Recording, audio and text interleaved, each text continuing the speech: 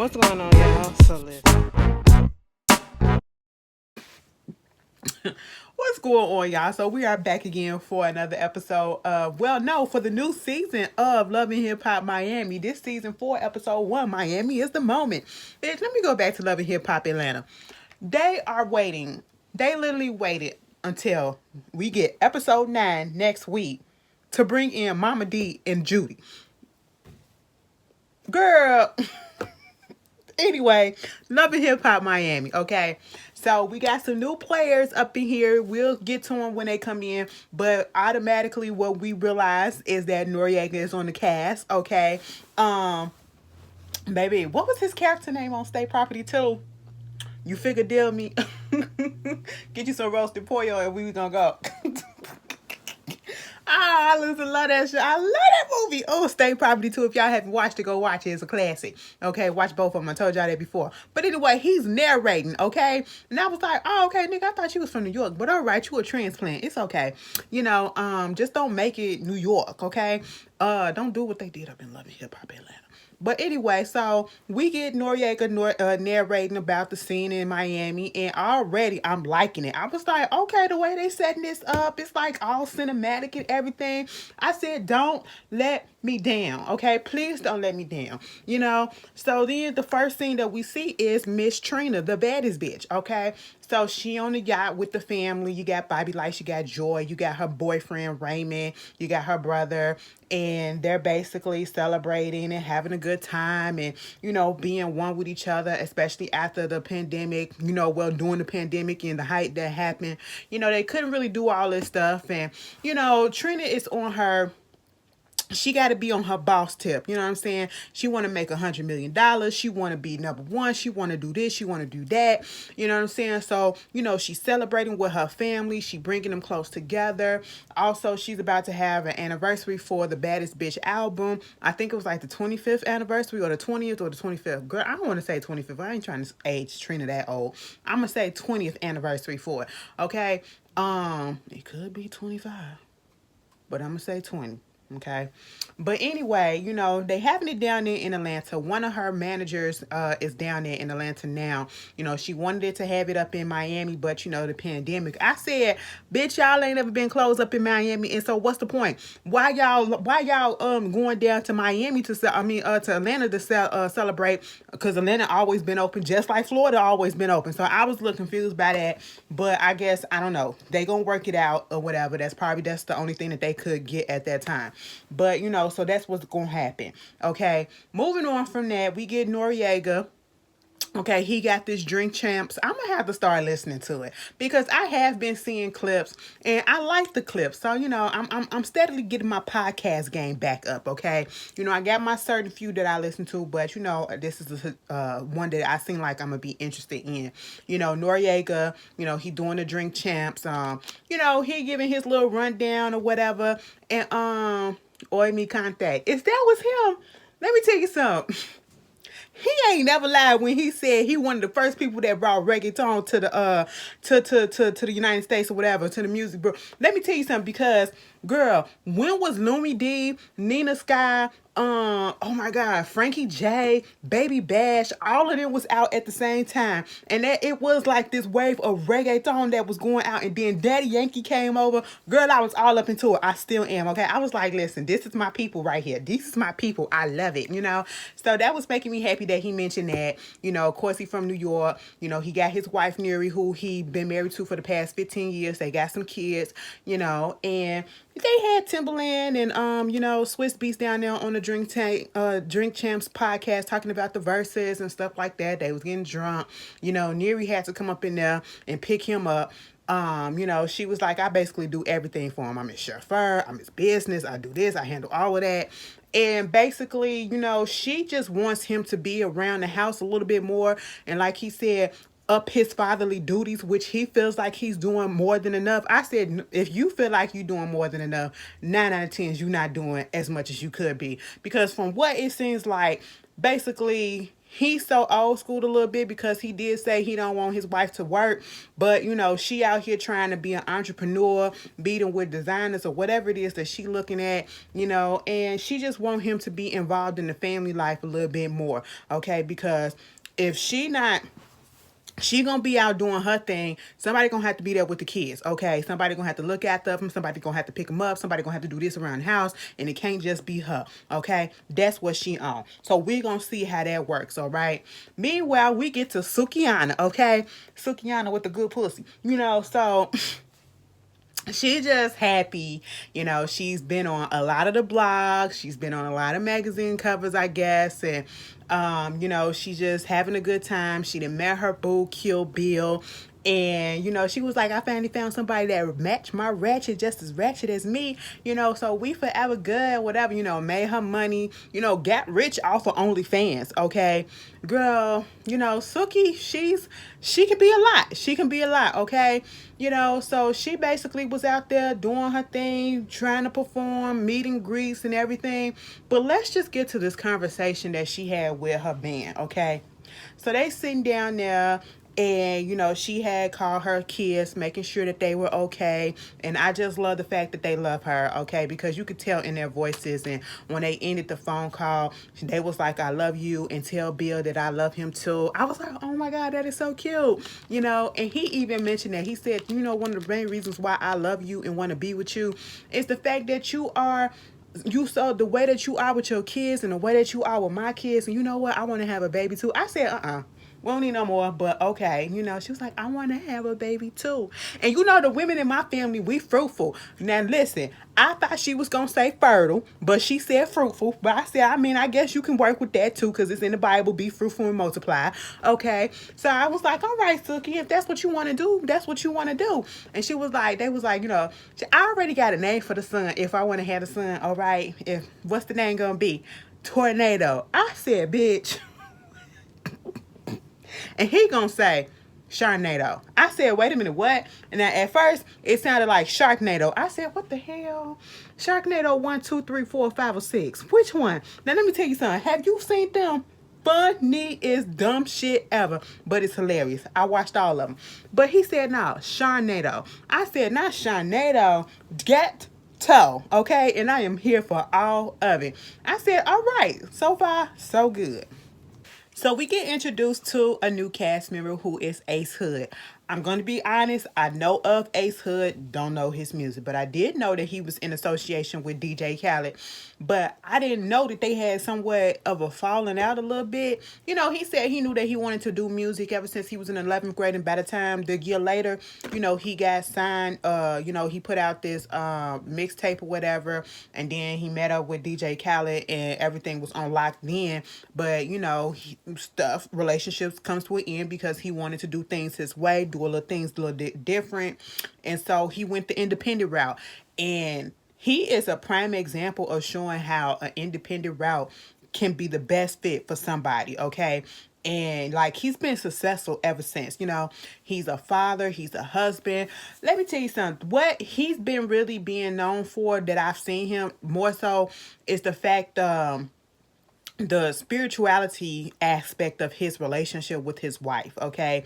Them doing the yoga. This is why I'm so surprised that they actually on this show. I don't want this to break up their relationship, okay? Because I already seen some little tension that's happening in the little preview for what's going on throughout the season. And I don't want this to, cause friction or whatever in their relationship. Like, no relationship is perfect, but you know how it is when you get on reality TV shows and stuff. But, he said he wanted to elevate, and, he's all about putting different messages out there on a spiritual. I said, please don't be a hotep. Please don't be a hotep. I hope he's not one of those, okay? But so far, I'm liking his vibe, okay? Because I already liked his vibe from previous, but I'm liking his vibe that I'm getting so far. Okay, then we get Trick Daddy. Trick Daddy tried to tell us, everything going good with him. He vaccinated. The pandemic came through and kind of messed some things up with the restaurant because he was trying to get that started. But he ain't lose nobody. The restaurant is up and running for now. Okay, girl, I can't wait till y'all know. I can't wait till when they do the Beyonce.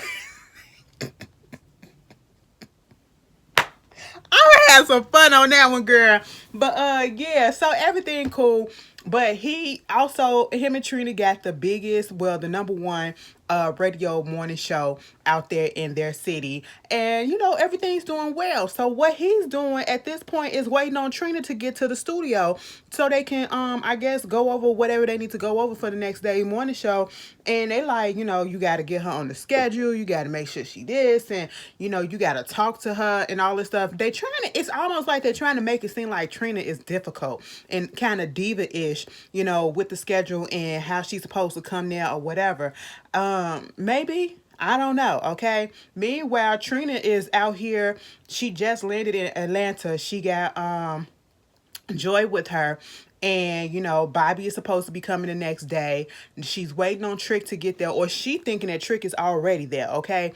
Come to find out, he's not, all right? She trying to figure out what's going on with this event. This is her 20th. It is her 20th. It's her 20th anniversary, okay? And it's like, am I performing? Am I not performing? She talking to Corey, one of her managers, and she talking to KD, who was already in Atlanta trying to set the stuff up.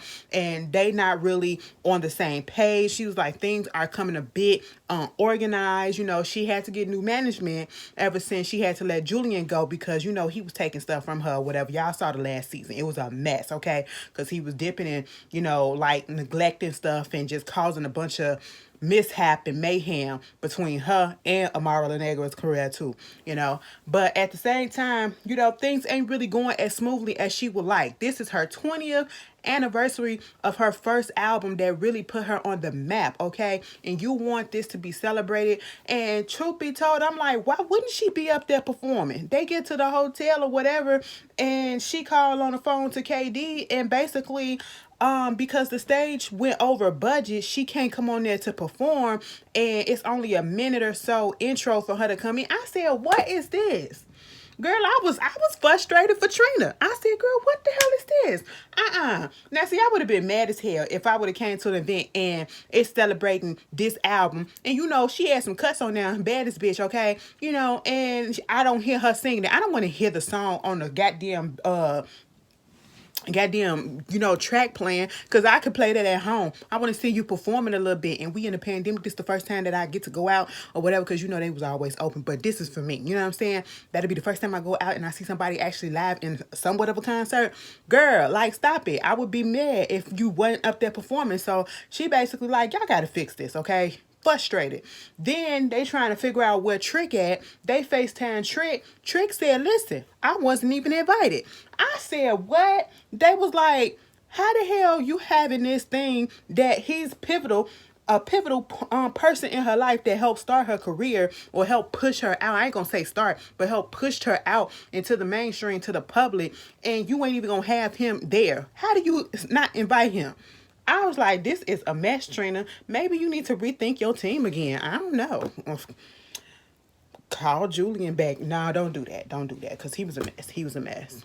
So, Trina, she goes over there to Joy's room, and basically they get stuff squared away with the whole Trick Daddy thing. So, they flying him out there.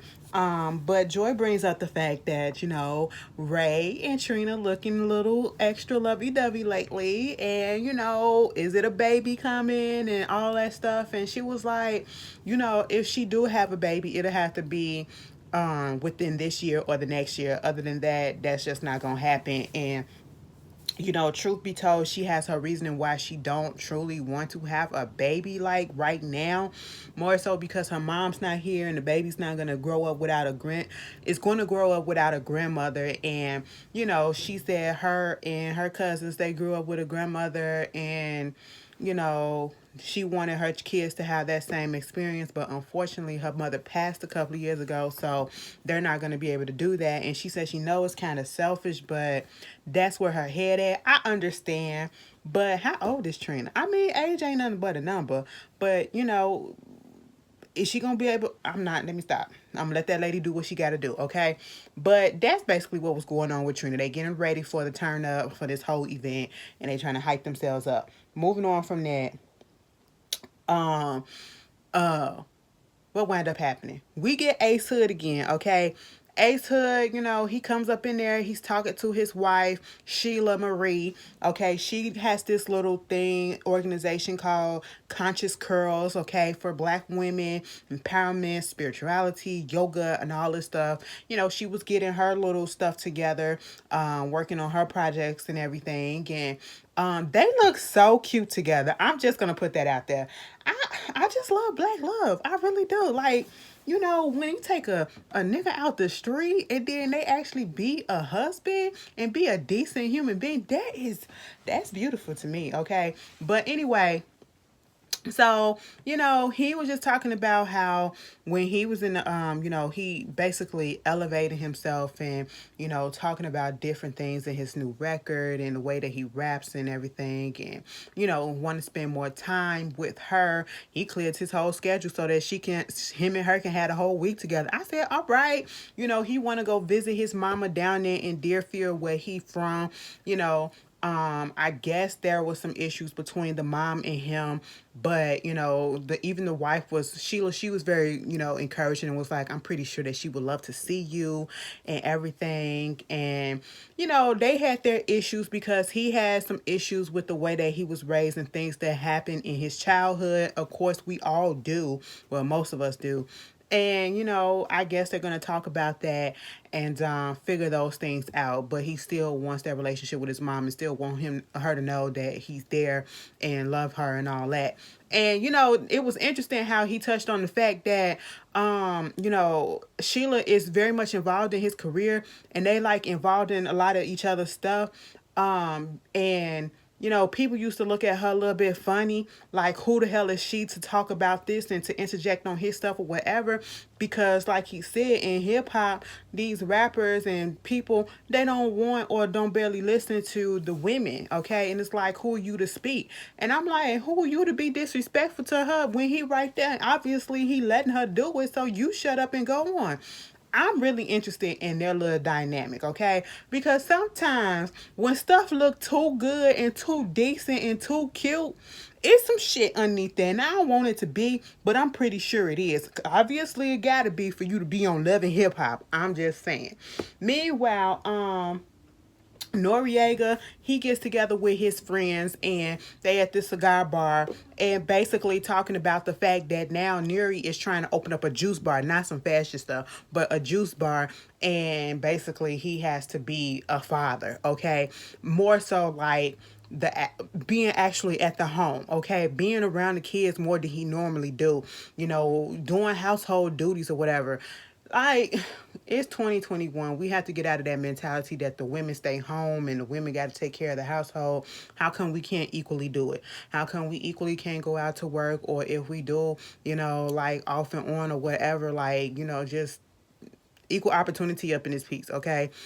It just baffles me when the men just get so in their feelings when they have to stay at home more than they usually do. It reminds me of like Marcel from Love and Hip Hop, not Love and Hip Hop, Love and Marriage Huntsville, how he wanted Tisha to stay home and him to go out there and do the work and not her to work or whatever. And it's just the same way that N.O.R.E is feeling about his wife. He wanted her to stay at home. He ain't, like he said, he signed up to be a dad but not to be Mr. Mom. I was like, what? That it's a little misogynistic. Okay, you got to get out of that mind frame. But I guess if you grew up that way, he's a man, and he's not only just a man, he's a Latino man. So hey, it is what it is. But like one of his friends said, she done a lot. She done a lot already. It's her time to make her shine. Like, go ahead and let her do what she got to do. You can handle it, okay? And that's what you got to do. You got to step up to the plate. You help make these kids, so therefore you help take care of them a little bit more than you've been doing and get some of that weight off of her shoulders. So Ace took his friend and I guess label mate or whatever artist, Slim, to go back to his hometown, Deerfield Beach, Florida. And so, he's just giving us the history of it. And, I just can't wait till I get to a point where I can just go back and be like, yeah, this is where I came from. Like, damn, humble beginnings and stuff like that. I want to have one of those type of moments, just like he was, because you could just see it, him reliving like the good times, some of the bad times, all while he was talking and giving, about his experiences there. But he met up with his mom, and um she was like, "Hey there, how you doing?" His mama named Blondie. Okay, so they sit down, girl. Right before they or right after they ordered the food, she was like, "Okay, so let's get to what I wanted. Let's go back to what we was talking about the last time when you was on the phone with me in that last conversation that we had, and them things that you said to me, like you snapped on me so bad. I was up in that car crying for an hour. I was like, dang, mama, like mama got straight to the point. She was like, we ain't finna play no games right here, right now. Okay, it was cute seeing you. I'm glad that you came, but this is the issue at hand." And basically, what happened is, from what I'm trying to understand, or from my understanding, I should say, he turned independent, and he had to switch some things around. Because according to the mama, she felt like he just cut her off cold, okay?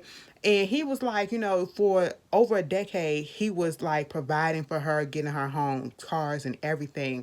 And like, I don't know if he could do that anymore because the money flow wasn't coming in the way that it used to when he was on a major label. But now that he's independent, he had to watch some things or whatever. And then he became a husband and a family man. So therefore, he had to be more so about his own immediate family. And of course, the mom feels as though his wife Sheila had something to do with the way that he changed and the reason why he kind of cut her off, or whatever the situation was with the mom and him. And he was like, no, that's not it. Okay, that's definitely not it.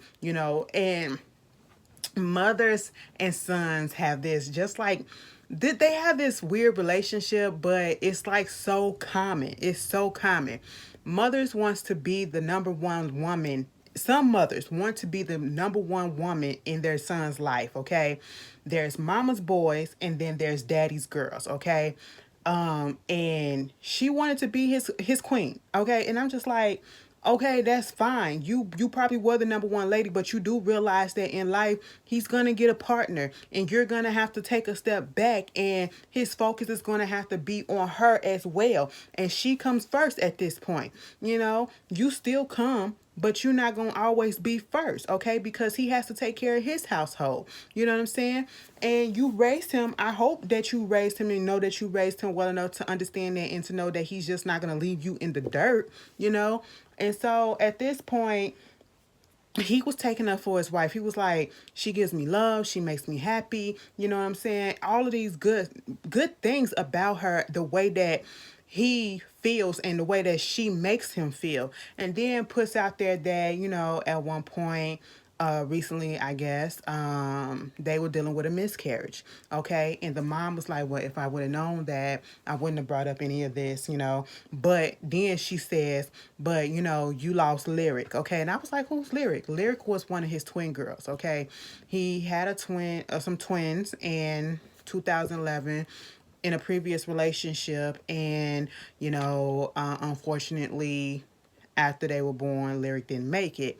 And to see, y'all know I be sentimental when I see a black man cry. It's always like that. I be like, oh my God, like he was feeling it, and he was living that emotion and everything. And I was just like, that's some real stuff right there, okay?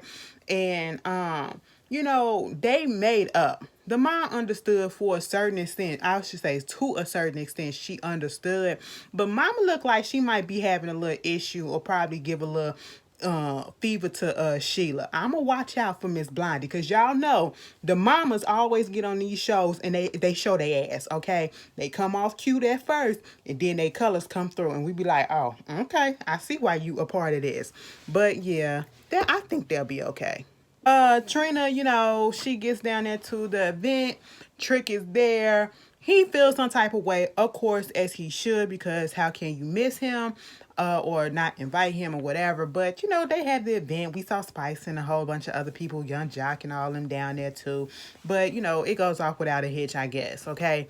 Meanwhile, we got Suki. She going to meet up with her manager, okay? Remember last season, Suki had called in or allowed Miami Tip to be her manager. I didn't understand how that was gonna happen, but that's what she chose to do.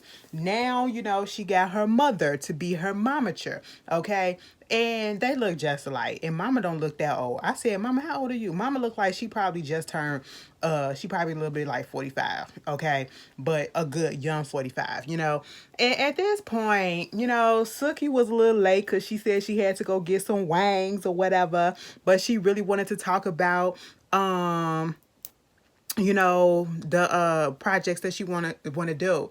And what they're trying to do is get her on a major label. But Suki is up here concerned and focusing on trying to have a kid with Kill Bill, and the mama's like, no, that's not what we need right now, okay? And so she was like, basically, I'm gonna have my kids. Cardi B had her kid. It didn't stop her, and she was naming somebody else that had a kid too, Young Miami. But at the same time, these people that you named had already had deals.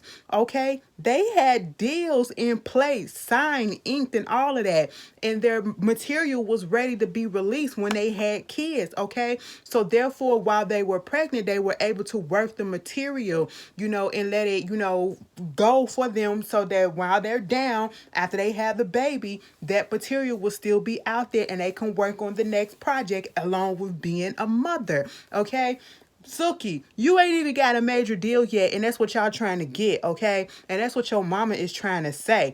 I get it, you want to have kids for this man, you want to have kids for yourself, and you don't want nobody to tell you what you need to do. But if you're trying to go up right now and you don't even have a major and that's your goal, you don't need to be pregnant at this point, okay? Give it a year. Make sure you get that give it a year to get onto a major and then get pregnant, okay? That's what the mama was trying to say, but it's her body, and she got upset and left and started acting out. I said, Suki is going to be the one that's going to give us some mess, okay? She is going to give us some mess. And did she have a lion, a tiger, a panther, something tattooed on her face, or is it just like a little fake thing? I said, girl, you better hope this music thing work out, cause you are a lot to handle. I just don't see her working a 9 to 5. I don't see her. Okay, she looked like the type of person that'd be on these videos of people getting cussed out. Okay, people cussing out the customers and all of that stuff. She looks like one of those people. I'm just saying. But anyway, loving my hip hop Miami. It was cute. I liked the first episode so far.